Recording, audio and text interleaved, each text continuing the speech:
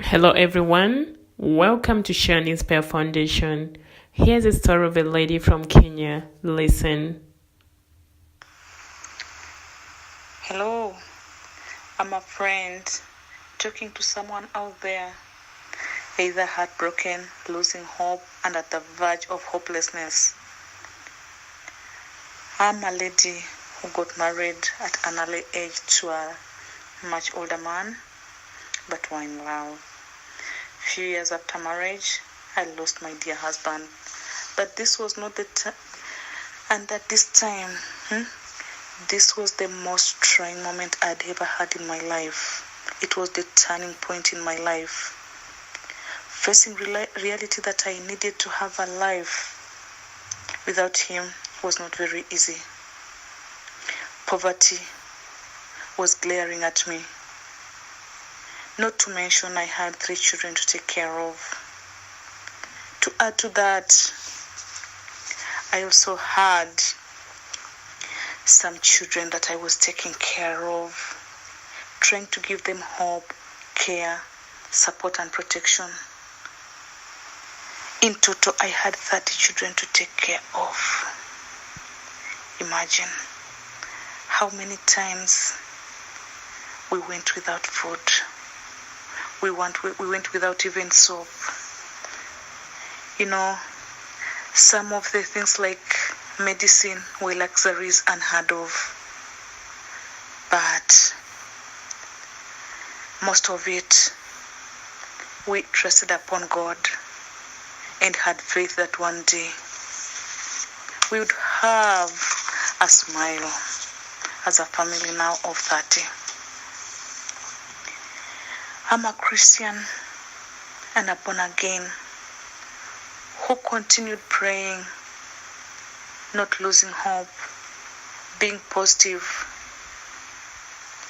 irrespective of what was happening in our lives. One day, having completed all that we had in terms of food, I was having a rough time. I was exhausted because nothing was forthcoming now, with no food again from the farm. So the last bit that I harvested, I told myself, crying, weeping all the way from the farm, that now this is our last meal. It's either I separate from the 27 and remain with the 3 biological children. But as it is, miracles still happen even today.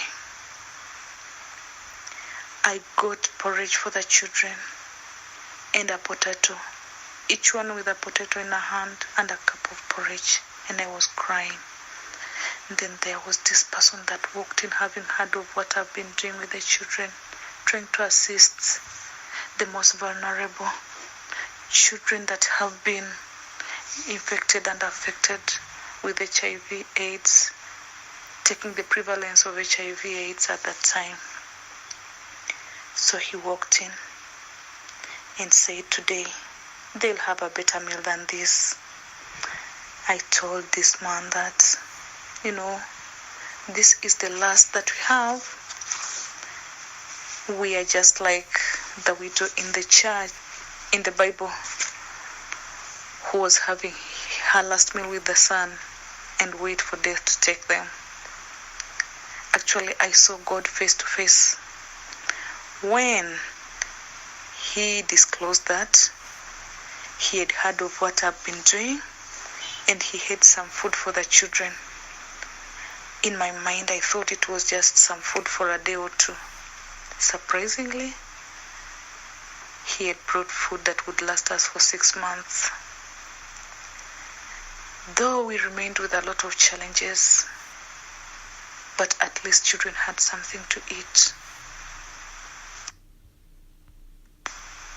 Friends, you could be wondering how I got the 27 children that made my big family.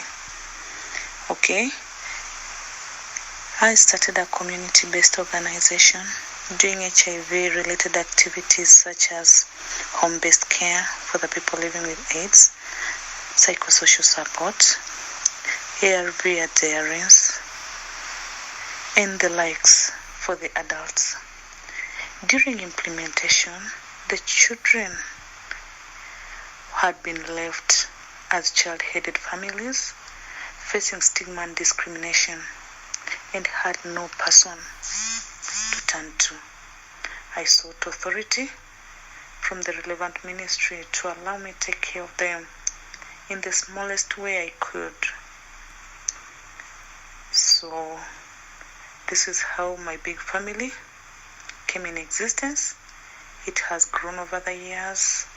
Many have gone through educationally.